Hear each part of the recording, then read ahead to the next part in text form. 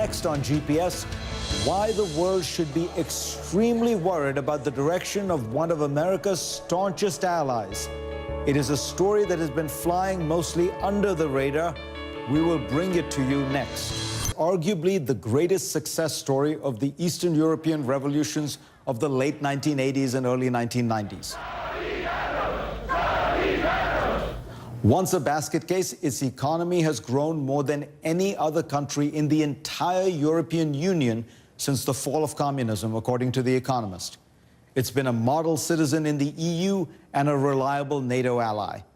But events in Poland have taken a very ugly turn.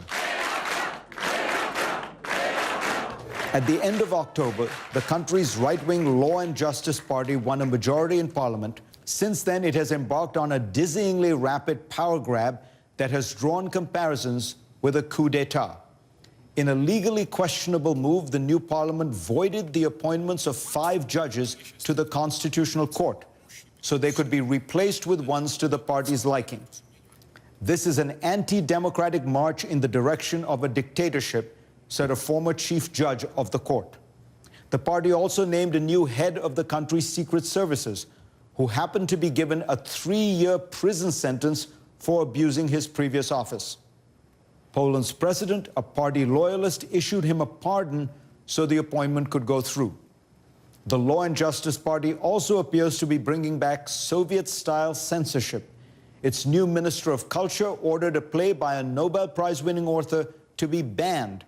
The party has reneged on the country's promise to take in thousands of refugees and has contributed to anti-immigrant rhetoric that critics say has emboldened dark forces in Poland. At one recent rally, people shouted angry chants against migrants, then burned an effigy of an Orthodox Jew. All of this is very troubling and surprising because in recent years, Poland has been a rare pillar of stability in Europe. Over the last decade, its economy grew 50%, the New York Times points out, and big companies like IKEA, Volkswagen, and Amazon all have made big investments there.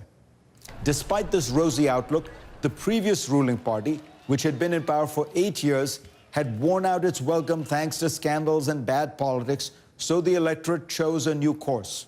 Prime Minister Beata Szydło is the official head of the government, but observers say that party leader Jarosław Kaczyński is really the one in charge. Kaczynski has expressed admiration for Viktor Orban, the Prime Minister of Hungary, who has curbed freedom of expression and controlled his nation's press with an iron fist. Poland, like its neighbor, appears headed toward illiberal democracy, a concept I wrote about many years ago and that Orban has openly embraced, where people have the right to vote, but civil liberties and the rule of law are far from guaranteed.